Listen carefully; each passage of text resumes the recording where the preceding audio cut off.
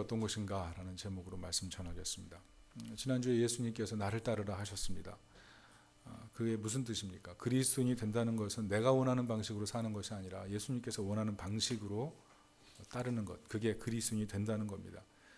정말 우리 신앙생활하면서 슬픈 일이 무엇이냐 하면 교회와 연결되어 있는데 예수님과 단절되어 있는 것입니다. 교회 열심히 다녀요. 교회 일 열심히 해요. 예수님 구주라고 해요. 그리고 뭐 은사 있는 것처럼 그 사람 보면 막 부럽기도 한 그런 분들이 있죠. 그런데 예수님과는 단절되어 있는 사람, 그게 무서운 거예요. 그리스도인이 된다는 건 지성의 문제도 아니고 경험의 문제도 아니에요. 그리스도인이 된다는 것은 자신이 얼마나 하나님의 은혜가 필요한 죄인인 것을 깨닫고 그리스도를 따르기로 결단하는 거예요. 지금까지 가던 길을 돌이키고 내 삶을 그리스도 위에 짓는 것, 그게 그리스도를 따르는 거예요. 내가 나를 위해서 만든 길, 그게 좋은 길이에요. 그게 괜찮은 길이에요. 그렇지만 그 길로는 완전하지 않아요. 그 길로는 어떻게 보면 부적절하다. 그래요. 그 말이 맞습니다. 하나님이 원하는 길로 가야 되거든요. 그런데 그 하나님이 원하는 길 가려면 예수님 따라야 돼요. 예수님 앞서 가신 그 길 따라가는 거예요. 예수님 특별히 뭐라 그러셨습니까? 내가 곧 길이요 진리요 생명이니 나로 말미암지 않고는 아버지께 갈 자가 없다 그랬어요. 올 자가 없다 그랬어요. 예수님 따르는 것, 그게 중요합니다. 사랑하는 성도 여러분, 우리 가운데 죄가 있다면 하나님 앞에 설 수 있는 사람이 있습니까? 없습니까? 아무도 없어요. 그런데 예수님의 그 보혈을 붙들고 하나님 앞에 나아가면 구원받는 능력이 있다는 것을 믿으십니까? 우리가 그를 따르고 그를 옷 입고 그를 더 사랑하고 섬기려고 할 때 우리가 예수님을 따르는 것이고 그 안에 영생의 능력이 있는 것입니다. 지난주에 말씀했던 것을 잠깐 다시 한번 되새기는 것이고요. 오늘 본문은 교회는 내게 어떤 곳인가 이것을 생각나게 하는 겁니다. 여러분, 교회가 여러분에게 어떤 곳입니까? 세 가지 질문을 할 수 있어요. 나는 교회를 정말 애정하고 있는가? 나는 교회가 가족보다 중요한가? 나는 교회가 승리를 주시는 곳이라고 믿고 있는가? 이 세 가지 질문 해보십시오. 왜냐하면 교회를 사랑하는 것이 세상에서 볼 때는 광신도처럼 보일 수 있거든요. 그래서 교회를 사랑하는 마음조차 제대로 표현하지 못한 채 그렇게 살아가기 쉽거든요. 교회가 하나님의 집이에요. 그렇지만 교회에 와서 누군가 교제하고 마음을 열고 같이 시간을 보내는 것, 그게 굉장히 어려울 수가 있다는 겁니다. 예배 드려요. 그렇지만 그것을 정말 삶의 원동력으로 삼는 것이 아니라 내가 가지고 있는 무언가를 가지고 원동력으로 삼아간다고 한다면 그것은 승리를 결정짓는 요소는 아니라는 거죠. 다시 질문할게요. 교회를 애정하십니까? 가족보다 중요합니까? 그리고 정말 승리, 교회를 통해서 우리가 승리를 얻는 삶을 살 수 있다는 것을 믿으십니까? 이 모든 것을 종합하면 한 가지 질문으로 귀결될 수 있어요. 누군가에게 내가 다니는 교회를 소개할 수 있습니까? 이 질문. 여러분 대답할 수 있습니까? 교회가 내게 어떤 곳이에요? 교회가 내게 어떤 곳입니까? 내가 이 교회를 다니지만 저 교회를 다녔으면 더 좋을 텐데. 이런 마음이 우리 안에는 늘 있잖아요. 그런 마음들이 있어요. 사실 교회가 굉장히 영광스러운 곳인데 하나님의 임재가 있고 예수님이 제자로 초대하신 곳, 하나님의 부르심의 능력과 하나님의 능력의 강력과 하나님의 모든 풍성함을 경험할 수 있는 곳이 교회인데 우리는 나도 모르게 그 교회 속에 있지만 교회에 깊이 들어가지 못하는 그런 모습으로 살아갈 때가 많다는 겁니다. 세 가지를 생각해 봅니다. 교회는 애정의 대상인가? 오늘 29절 같이 한번 읽었으면 좋겠네요. 29절 같이 한번 읽어봅니다. 29절 시작. 여호와의 언약궤가 다윗성으로 들어올 때 사울의 딸 미갈이 창으로 내다보다가 다윗 왕이 춤추며 뛰노는 것을 보고 그 마음에 업신여겼더라. 다윗과 미갈이 완전 비교되죠. 다윗은 춤추며 뛰어요. 법궤가 들어오는 것을 보면서 정말 기뻐합니다. 그런데 다윗은 이런 기쁨으로 나아가지만 미갈은 업신여기고 있거든요. 그게 언짢은 거예요. 왕이 채신머리 없이 저게 뭐 하는 일인가 이런 생각을 하죠. 근데 이런 모습이 우리와 별로 다르지 않다는 거죠. 우리가 세상에 나가서 세상 사람들이 얘기하는 그런 교회 모습에 대한 얘기를 들을 때 우리는 어떻게 합니까? 정말 사랑한다면 어떻게 행동해야 될까요?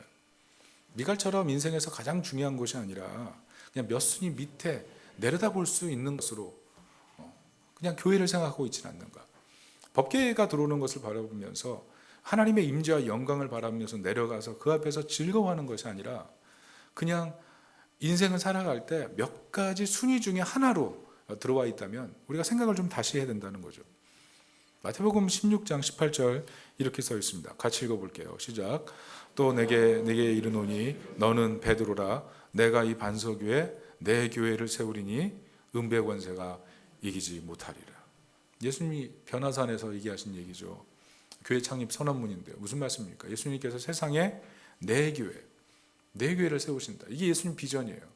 세상을 변화시키는 곳으로 교회를 세우셨어요. 그리고 그 교회를 목숨을 버리셨어요.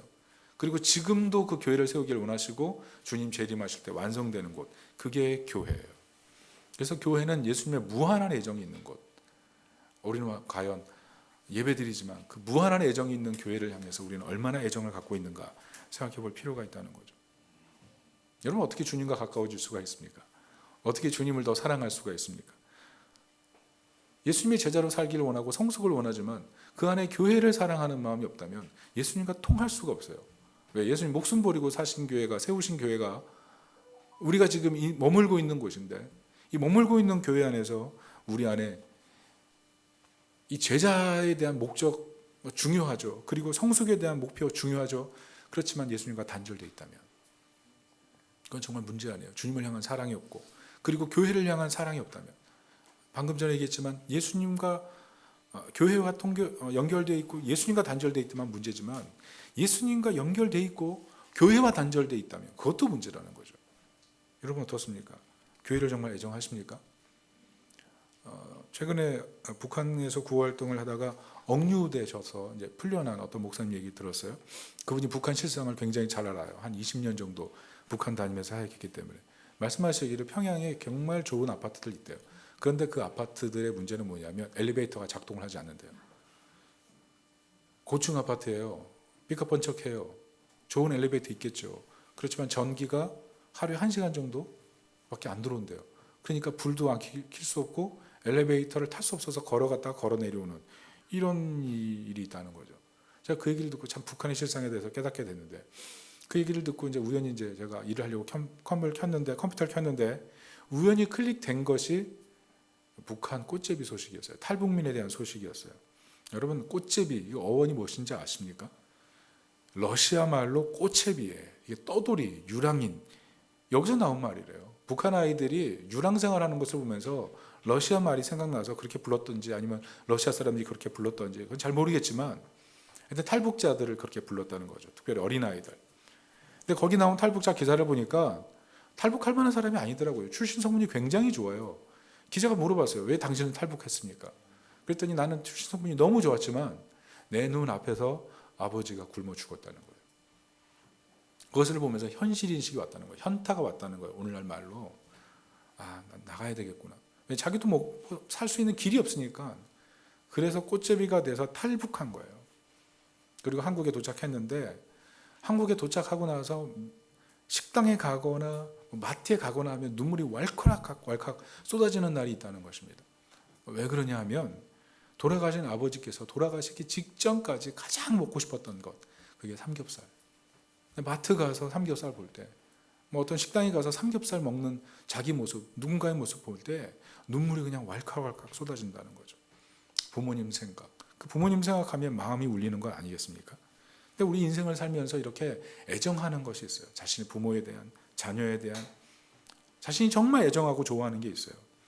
그런데 우리가 정말 예수님 믿고 예수님께서 우리를 위해 목숨을 버리시고 우리를 사랑하셨다면 우리 안에 가장 중요한 게 뭐야? 라고 물어볼 때 교회입니다 라고 말할 수 있는 마음이 있어야 된다는 겁니다. 교회를 사랑하는 마음, 교회를 사랑하는 마음. 예수님께 중요한 게 우리에게도 중요해야 되거든요. 우리의 문제는 뭐냐면 세상을 살아가면서 예수님 믿는다고 하지만 예수님께 중요한 게 내게 중요한 게 아니에요. 그게 문제 아니에요? 예수님이 중요하셔서 자신의 목숨을 걸었거든요. 그렇지만 예수님이 목숨을 거신 그것을 정말 사랑해서 나도 목숨을 걸려는 마음이 없다면 문제 아니겠어요? 예수님께 연결되어 있다면서요. 그렇지만 예수님께 이미 단절된 모습으로 살아가는 거죠. 우리가 그럴 수 있다는 겁니다. 한국 교회를 보세요. 집사님, 장로님, 권사님, 모태신앙 얼마나 많아요. 얼마나 많아요.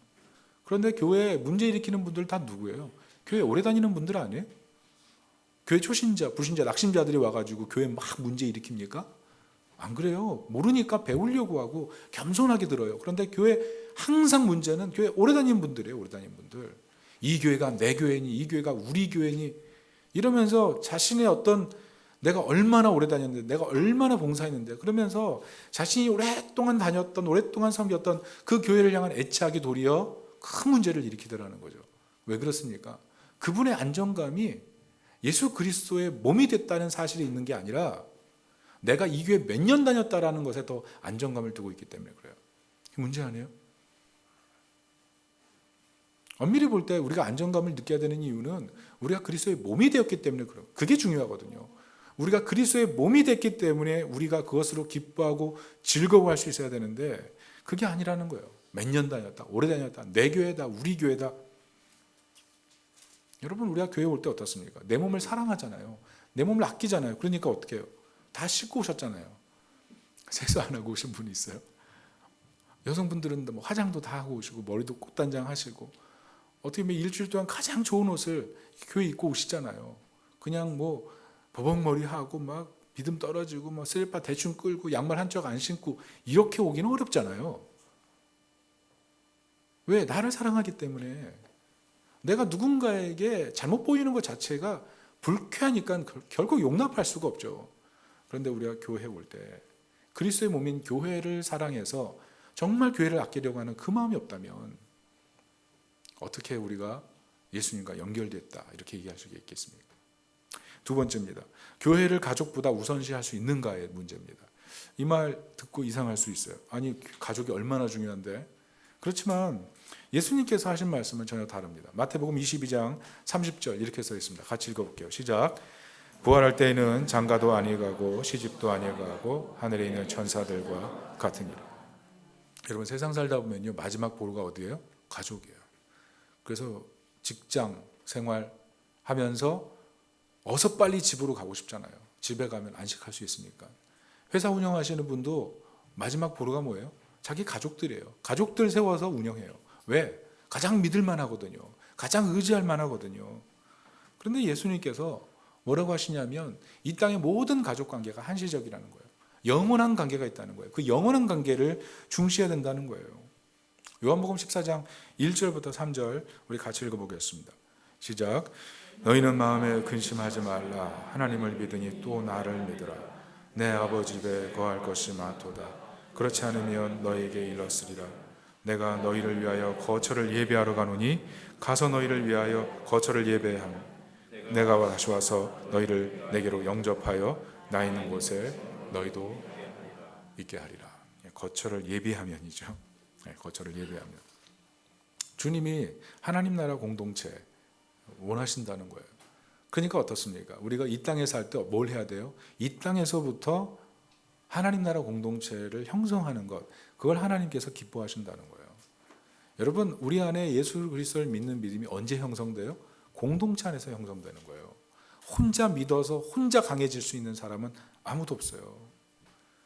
우리 교우 관계가 어떻게 보면 교회 왔다 가니까 그냥 어떻게 보면 하나님과 나와라는 어떤 횡적 관계로 끝날 때가 많은데 사실은 예수님의 십자가가 횡과 종을 연결하잖아요.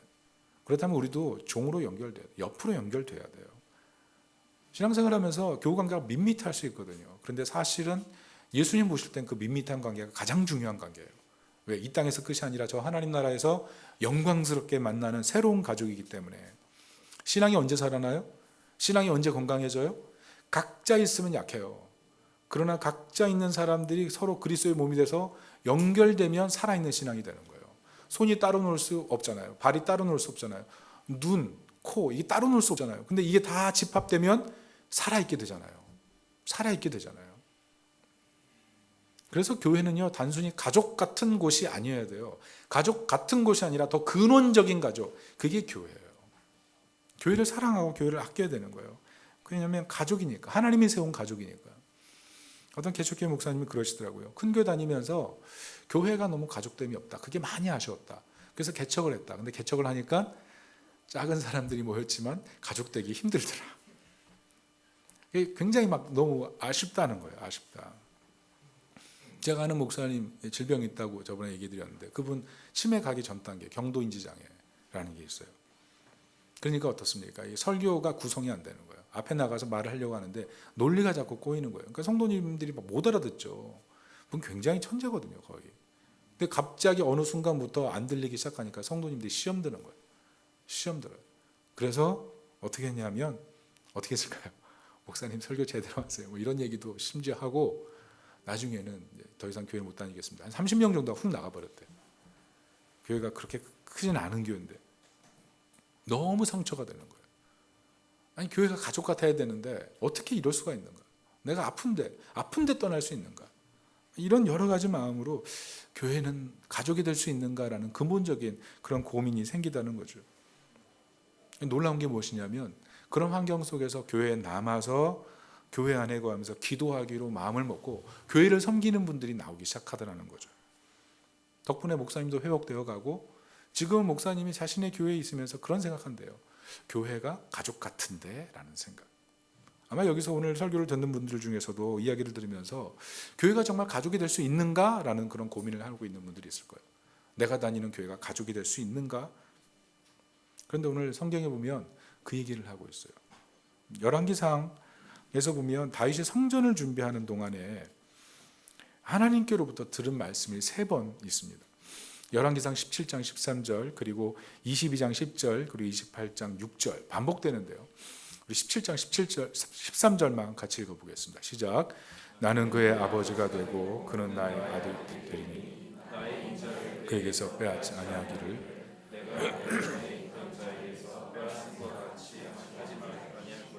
무슨 말이에요? 솔로몬을 향해서 내가 너의 진정한 아버지가 되고 너는 나의 사랑하는 아들이 될 것이다. 이 얘기를 해주는 거죠. 이 놀라운 복을 다윗에게 약속하고 있는 거예요. 그러니 어떻겠습니까? 솔로몬에게 왕위를 물려주고 나서 다시 자신은 떠나야 되잖아요. 솔로몬은 어린데 얼마나 부담이 있겠어요. 그런데 하나님의 이 약속의 말씀을 들으니까 진정한 아버지 되시는 그 하나님을 의지해서 평안히 임종하는 거예요. 하나님 나라에 입성하는 거예요. 모든 것을 하나님의 손에 맡기고. 그게 가족이에요. 진정한 가족이에요. 하나님의 돌보심이 이 땅에 있고 그리고 영원한 가족으로 하나님이 저 하나님 나라에서 나를 기다리실 거니까. 오늘 본문이 그 얘기를 하고 있는 겁니다. 2절 3절 같이 한번 읽어볼게요. 시작. 다윗이 번제와 화목제 드리기를 마치고 여호와 이름으로 백성에게 축복하고 이스라엘 무리 중 남녀를 막론하고 각 사람에게 떡 한 덩이와 야자 열매로 만든 과자와 건포도로 만든 과자 하나씩을 나누어 주었더라. 무슨 말씀입니까? 법궤가 들어와서 하나님 앞에 기쁨의 잔치가 있어요. 거기서 번제와 화목제를 드리고 이후에 어떻게 했냐면 다윗이 백성들을 축복합니다. 그리고 나가서 조금씩 음식을 나눠주는 거예요. 자, 왕은 어떤 거예요? 권력, 힘으로 통치하는 존재예요. 힘으로 통치하는 존재. 그게 사울 왕이에요. 그렇지만 오늘 다윗은 전혀 다르죠. 은혜를 베풀죠. 사랑을 베풀죠. 먹을 것을 주죠. 잘 보면 분명히 하나의 국가인데 국가가 밥상 공동체처럼 연결되어 있잖아요. 가족 공동체처럼 연결되어 있죠. 이게 하나님 나라 비전이에요. 그래서 다윗을 바라보며 하나님 나라 비전, 하나님 나라 예배가 정확히 구현돼요. 결국 이 다윗을 보면서 우리가 깨닫는 게 뭡니까? 먹이고 입히시기 위해서 이 땅에 오신 예수 그리스도를 바라보게 하는 거예요. 성경은 그렇게 예수 그리스도의 모습을 성경 곳곳마다 숨겨놨어요. 우리가 그것을 발견하고 성경을 읽어가는 재미를 느껴야 돼요. 예수님을 찾아내는 숨은 그림 찾기처럼 매 순간마다 예수님을 상징하고 예수님을 보게 하고 예수님의 그림자처럼 나와 있는 그 내용들을 발견하는 것. 그게 성경 읽는 재미죠. 예수님 오셔서 하신 일이 살과 피를 나누셔서 우리를 살리시고 자녀로 받으신 거잖아요. 오늘 다윗은 자신에게 허락하신 새로운 공동체 속에서 그들을 가족으로 받아들이고 하나님의 은혜를 베푸는 거죠. 가족. 이게 교회가 가져야 될 모습이라는 겁니다. 여러분 교회 다니면서 상처받으신 분들이 있어요. 어릴 때 다녔던 교회가 너무 싸웠거나 자기가 믿고 의지했던 분이 도리어 자신에게 상처를 줘서 그 교회 다닐 수 없게 만들어버렸거나 여러 가지의 상처가 있습니다. 그래서 교회를 다니는데 정착을 못하는 거예요. 여러분 상처 생기면 딱쟁이가 앉잖아요. 근데 그 딱쟁이 다 앉기 전에 확 뜯으면 어떻게 돼요? 피나잖아요. 그러니까 딱쟁이 앉으면 안 건드리죠. 그대로 놔두잖아요. 그런데 우리가 교회 다닐 때 그럴 수 있어요. 내가 이 교회 다니면서 딱쟁이 확 뜯겨지는 그런 순간이 올까 봐 교회 마음을 못 여는 거예요. 내가 교회 다니다가 도리어 위험하고 어려운 일을 당할까 봐 마음을 못 열고 집중하지 못하고 깊이 들어가지 못해요. 두려운 거예요. 그런데 그런데 제임스 패커라는 신학자가 이런 얘기를 했습니다. 어떤 사람이 기독교를 얼마나 잘 이해했는지 판단하고 싶으면 그 사람이 하나님의 자녀가 되어 하나님을 자기 아버지로 모신다는 생각을 얼마나 많이 하는지 알아보라. 그렇지 않다면 그는 아직도 기독교를 잘 이해하지 못하고 있는 것이다. 하나님과 나의 관계, 그것이 아버지와 아들의 관계, 그 자녀로서의 기쁨, 그것을 매일매일 생각하는 관계, 그것이 정말 기독교고 그것이 믿음 생활이라는 거예요. 다시 말해서 이 교회 안에 들어와서 하나님의 가족으로서 그것을 누리는 그 삶이 될 때 우리는 내 상처가 뜯겨지는 거기에 지침하는 것이 아니라 십자가에서 죽으시고 교회를 세우시고 우리를 지체로 엮으셔서 하나님 나라 공동체로 연결하시는 그 하나님의 사랑 앞에서 내 허물까지 내려놓고 도움을 구하면서 같이 가족이 되어가는 곳, 그게 교회라는 것입니다. 결국 믿음이 뭐예요? 소속되는 거예요. 소속되는 거. 공동체에 소속되는 거예요. 마음을 열고 소속되는 거예요. 이미 광고했지만 우리 교회 앞으로 지금보다 이전보다 더 넓어졌기 때문에 손댈 일이 너무나 많아요. 그때 예수님의 손, 예수님의 발 추상적인 거잖아요. 결국 내 손과 내 발이 예수님의 손과 발이 되어서 섬길 때 교회가 아름답게 되지 않겠습니까? 그런데 그렇게 섬기면서 가까워지는 거예요. 섬기면서 예수님 바라보면서 따라가면, 모든 사람들이 예수님 바라보면서 따라가면 가까워지는 거예요. 가까워지는 거예요. 소속 없이 그냥 신앙생활 하는 것이 그래서 위험한 거예요. 특별히 자녀의 성장을 정말 바라는 분들 있죠. 어떻게 하는 게 정답입니까? 명심할 것은요, 우리 가족이 자녀를 키울 만한 모든 자원을 갖고 있지 않다는 사실을 인정해야 돼요. 부부가 서로 아무리 사랑해도 자녀의 모든 것을 채워줄 수 없다는 사실을 인정해야 돼요. 실수 많이 하잖아요. 자녀들 마음속에 상처 심잖아요. 그래서 교회 공동체가 필요한 거예요. 교회 공동체 들어오면 부모로부터 받지 못한 새로운 관심을 누군가로부터 받을 수 있거든요. 그래서 위로받고 소망을 갖고 회복이 되거든요. 돈이 아무리 많아도 영적인 데서는 둔할 수 있거든요. 몸이 아무리 건강해도 그 사람이 지혜의 부분에 있어서 딸릴 수가 있거든요. 어떤 선택과 결정을 할 때는 내가 가지고 있는 모든 자원을 동원해서도 안 될 부분들이 교회 가족들을 통해서 해결될 수도 있거든요. 이번에 보십시오. 교회 이동할 때 335 자기 힘 다 써가지고 물건 다 옮기고 나니까 얼마나 뿌듯해요. 그리고 그것을 바라보는 그 자녀들의 눈, 이게 교회구나, 이게 가족이구나. 만약 이런 것들을 경험하지 못한 채 그냥 교회만 다니고 있다면 가족으로서의 깊이 참여할 수 있는 기회를 박탈시키는 거예요. 도리어 결코 하나님의 뜻이 아니라는 겁니다. 자녀들이 크면서 부모들에게 얼마나 실망 많이 하는지 아세요? 말을 안 해서 그렇지 얼마나 실망 많이 하는지 아세요? 상처가 있어요. 그런데 교회 다니면서 그 상처 아픔들이 씻겨나가거든요. 여러분, 자녀들 성공시키는 거 필요해요. 좋은 학원 다니고 좋은 대학 다니게 하고 좋은 직장 다니게 하고 열심히 힘 기울이는 것 굉장히 중요합니다. 그러나 교회 안에 들어와서 그리스도 안에서 서로 연결되어서 믿음의 자녀로 성장하지 않는다면 최고의 축복을 박탈시키는 거예요. 여러분, 가족처럼 마음을 열고 하나님 나라 가족을 만들기 위해서 다가가야 돼요. 특별히 새 가족들에게 다가가서 어떻게 오셨는지, 정말 당신을 보니 오늘 마음이 평안하고 기쁨이 된다고, 잘 오셨다고 얘기해 줘야죠. 여러분, 우리는 항상 어디서 실수하냐면 좋은 것인데 그 좋은 것 때문에 더 좋은 것을 놓치는 거예요. 우리가 항상 신앙생활하다가 어느 순간 점프하지 못하는 이유는 내가 좋아하는 것, 거기에 완전히 올인하고 있기 때문에 그래요. 그래서 하나님이 원하는 더 좋은 것을 놓치는 것, 결국 더 좋은 것도 놓치고 좋은 것을 통해서 좋은 것도 누리지 못하는 것, 그게 우리가 한 게 아니에요. 그래서 신앙생활할 때 정말 중요한 게 무엇이냐면 내 생활에 교회 생활을 편입시키는 것이 아니라 교회 생활에 내 생활을 편입시키는 게 가장 안전해요. 너무 옛날 얘기 같아요? 고루한 얘기 같아요? 그러나 정말 우리 하나님 나라 공동체고 하나님 부르심이 분명하면 그 안에서 가족이 되어가는 거예요. 그리스도 안에서 한 형제와 자매됨을 느낄 때 사실은 자신의 가족까지 회복되는 거예요. 하나님과 연결되고 은혜와 연결될 때 내가 회복되면 결국 내 가족들까지 회복이 되잖아요.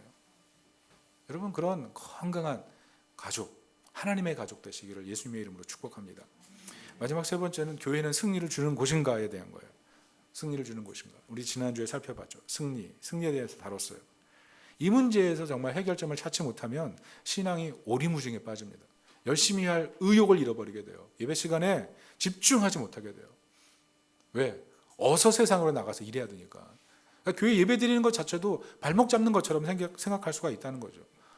버트란트 러셀 같은 경우에 어떤 사람이 교회 가니까 약한 사람이 교회 간다. 위로받으려고 교회 간다. 이렇게 생각하죠. 그런데 예수님은 정반대의 얘기를 하십니다. 마태복음 16장 18절, 우리가 이미 읽었던 말씀이에요. 뭐라 그랬어요? 또 내가, 같이 읽을까요? 내가 내게 이르노니 너는 베드로라. 내가 이 반석 위에 음부의 권세가 이기지 못하리라. 음부가 이기지 못하는 것. 무슨 말이에요? 하나님의 승리가 있는 곳, 교회라는 거예요. 교회에 들어왔습니까? 그렇다면 하나님의 승리가 예비되어 있는 거예요. 그 승리를 맛보는 것, 그게 교회예요. 이 승리를 맛보지 못하는 사람 참 안타까운 거예요. 예배 때 집중해야 돼요. 예배 때 집중. 하나님이 주시는 승리의 약속이 있거든요. 오늘 본문 보면 어떻게 나옵니까? 우리 4절 6절 같이 한번 읽어볼게요. 시작. 또 레위 사람을 세워 여호와의 궤 앞에서 섬기며 이스라엘 하나님 여호와를 칭송하고 감사하며 찬양하게 하였으니 아삽은 우두머리요 그 다음은 스가랴와 여이엘과 스미라목과 여이엘과 마티디아와 엘리압과 분하야와 오베데돔과 여이엘이라. 비파와 수금을 타고 아삽은 재금을 힘있게 치고 제사장 분하야와 야하시엘은 항상 하나님의 언약궤 앞에서 나팔을 부니라. 여러분, 나팔이 뭐예요? 승리를 상징하는 거예요. 승리. 하나님의 임재를 상징하는 거예요. 특별히 교회 안에서 드리는 예배, 이게 중요한 거예요. 하나님의 승리가 임하는 자리거든요. 하나님이 승리케 하시는 능력이 임하거든요. 예배가 뭐냐면 내 싸움을 하나님의 싸움으로 바꾸는 거예요. 내 인생의 문제를 하나님의 문제로 바꾸는 것. 그게 예배예요. 결국 어떻게 됩니까? 나중에 역대상 18장 13절에 이렇게 써 있잖아요. 다윗이 에돔에 수비대를 두매 에돔 사람이 다 다윗의 종이 되니라. 다윗이, 같이 읽을까요? 어디를 가든지 여호와께서 이기게 하셨더라. 저는 이 복이 우리들에게 다 임하기를 축복합니다. 여러분, 세상은요, 세상 권력이 다라고 얘기하거든요. 세상 권력이 중요해요. 세상 바꾸는 부분이 있어요. 그렇지만 우리 예수 믿는 사람이 정말 중요한 건 뭐예요? 세상 권력이 세상 바꾸는 게 아니라 하나님의 능력이 세상 바꾸는 거예요. 교회가 중요한 거예요. 하나님의 관심 있는 곳 교회를 통해서 세상을 바꿔가시는 것, 그게 하나님의 뜻이에요. 왜? 음부의 권세가 이기지 못하는 곳으로 세웠기 때문에. 이 교회는 하나님의 천국 잔치를 맛보는 곳이에요. 천국의 능력, 천국의 승리를 맛보는 곳, 그게 교회거든요. 여러분, 우리 투표해야 됩니다. 세상 권력 중요하거든요. 바꾸거든요. 그런데 우리가 조심해야 될 것이 무엇이냐면 정치 때문에 우리가 이용당해서는 안 돼요. 그래서 투표를 하려면 공약을 보고 투표하세요. 저는 정말 그것을 바랍니다. 저는 저도 투표 오랫동안 했잖아요. 총선도 하고 대선도 여러 번 하고.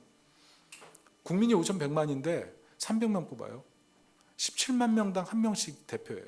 이 사람들이 가진 대표성이 얼마나 큰 것인지 아시겠죠? 우리 정말 이 사람들을 뽑는 거에 혼신의 힘을 기울여야 돼요. 그런데 잘 생각해 보면 정치가 국민의 행복을 위한 것인데 요즘 보면 정치를 위해서 국민이 이용당하는 것 같아요. 그래서 정말 우리가 지성인답게 행동해야 될 것이 무엇이냐면 국민의 행복을 위해서 만든 공약, 그것을 내거는 사람을 투표하는 것, 그게 필요해요. 그래야 조금씩 질서가 바뀌지 않겠습니까? 너무 정당 중심으로 가지 말고. 아주 중요한 것은 세상 정책이 아무리 강력해도 궁극적으로 하나님의 영광을 이길 수는 없어요. 이 교회에 하나님이 그 관심을 두시고 세상을 바꿔 가시는 거예요. 그래서 교회 안에서 드리는 예배가 중요한 거예요. 예배를 통해서 하나님이 인생의 싸움을 하나님의 싸움으로 바꾸시기 때문에 그 믿음이 우리를 살아있게 만드는 거예요. 교회 왔어요. 예배 드려요. 그런데 여전히 내 싸움이에요. 여전히 내 싸움. 학교에서의 내 싸움, 직장에서의 내 싸움, 가정에서의 내 싸움, 하나도 내드리지 않아요. 다 내가 싸우려고 그래요. 그럼 어떻게 승리를 맛봐요? 하나님이 일하고 개입하시는 걸 어떻게 봐요? 이건 하나님의 싸움이 되어야 됩니다. 하나님 도와주십시오. 온전히 예배해야죠. 온전히 교회에서 예배할 때 하나님께서 직접 나서셔서 이 다윗처럼 이기게 하시는 은혜, 그 이기게 하시는 은혜를 주신다는 것입니다. 디도서 3장 5절 이렇게 써 있는데요. 같이 한번 읽어볼게요. 시작.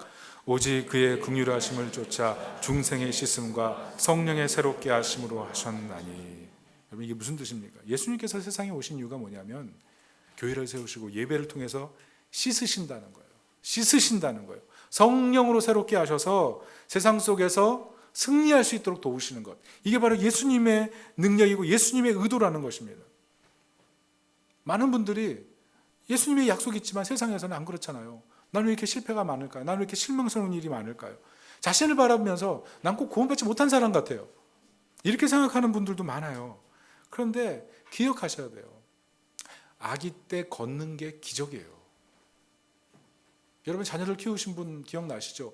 아기가 처음에 자기 스스로 응가를 해요. 그럼 어때요? 드디어 기저귀를 떼는 날이잖아요. 그러면 부부가 얼싸안잖아요. 막 눈물을 펑펑 흘리면서 드디어 해방이야. 드디어 해방이야. 스스로 밥을 먹을 때가 있어요. 애들이 맨날 막 이렇게 막 추적추적 묻혀가지고 막 이렇게 흘리다가 막 다 손으로 막 핥아먹고 이러다가 어느 순간 밥을 스스로 떨 때 그때 막 감격하죠. 우리 아들 천재다. 막 기뻐하죠. 그런데 그게 끝이 아니잖아요. 더 자라가야 되잖아요. 더 자라가야죠. 영적인 보행도 마찬가지예요. 서 있을 때보다 넘어질 때가 더 많은 거예요. 넘어질 때가 더 많은 거예요. 왜? 다 완전하지 않으니까, 성숙하지 못했으니까. 그런데 부모는요, 그 넘어지는 애들 보고 야 넘어졌냐? 너는 내 아들도 아니야 라고 얘기하지 않아요. 넘어지면서 나는 이 집 자식도 아니야 라고 생각하지 않아요. 물론 부모가 자녀 키우다 너무 속상하면 그러면서 막 험한 말을 할 때도 있죠. 그러나 그 본심은 그렇지 않잖아요. 본심은 그거 듣고 막 오해하면 안 되는데, 애가 넘어지는 게 정상이에요. 그게 정상이라고요. 우리가 믿어야 할 것은 복음이 무엇인가 하면 예수님이 세상에 아기로 오셔서 걸음마부터 걸으시고 수많은 고비 속에서 하나님 의지하시며 승리하신 주님이 우리를 돕기 원하신다는 거예요.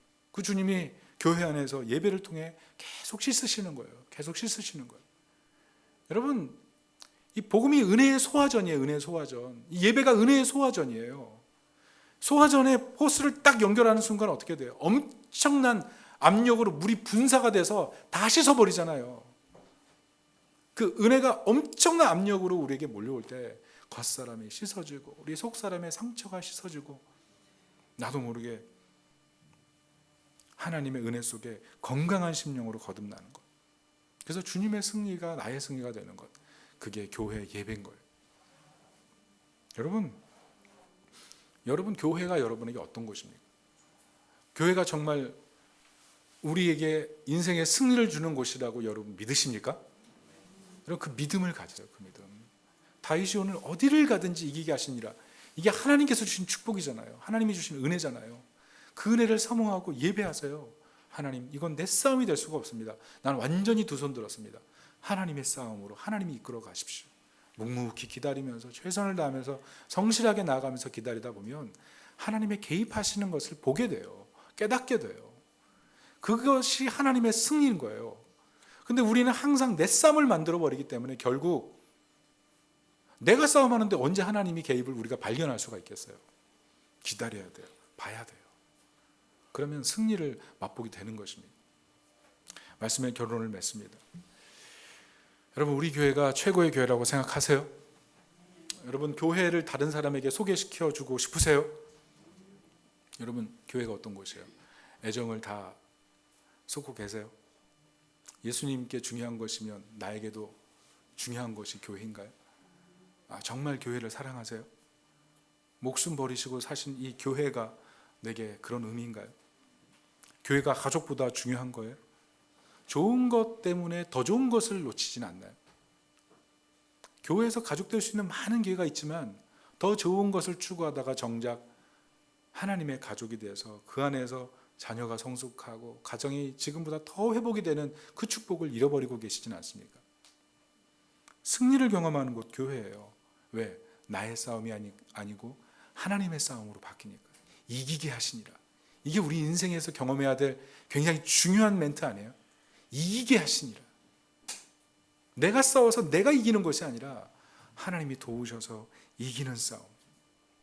그게 교회예요. 그래서 교회가 희망인 거예요. 교회가 희망. 세상에서 교회가 약하게 보이고 무력하게 보인다 할지라도 교회를 통해서 하나님은 여전히 일하시고 하나님의 영광을 지금도 풍성히 부어주시길 원하세요. 우리가 지금 그 자리에 있는 거예요. 여러분, 우리 모든 성도님들이 가는 곳마다 이기는 이 축복을 누리시길 축복합니다. 다가서세요.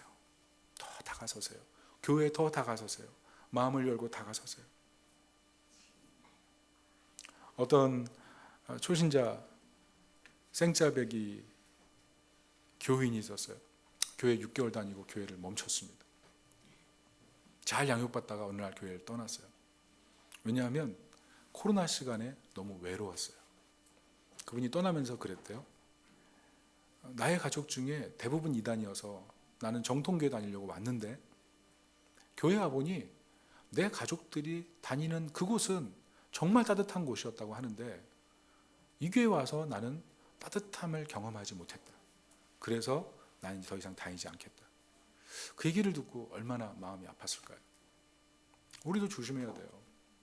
이 교회를 다니면서 하나님에 대한 애정이 드러나지 않고 이웃을 향한 애정이 드러나지 않고 그리고 하나님께서 주시는 그 승리에 대한 기대감과 소망 가운데 교회 다니지 않는다면, 그 마음으로 교회를 다가가지 않는다면 우리도 얼마든지 이런 상처 아픔을 짊어지고 딱쟁이 뛰기 싫어서 그렇게 신앙생활을 할 수 있어요. 오늘 특별히 예배를 통해서 다시 한번 교회의 마음을 열고 더 다가가서 하나님 주시는 은혜를 풍성히 맛볼 수 있기를 예수님의 이름으로 축원합니다. 아멘. 우리 다 같이 한번 찬양하겠습니다. 우리에겐 소원이 하나 있네.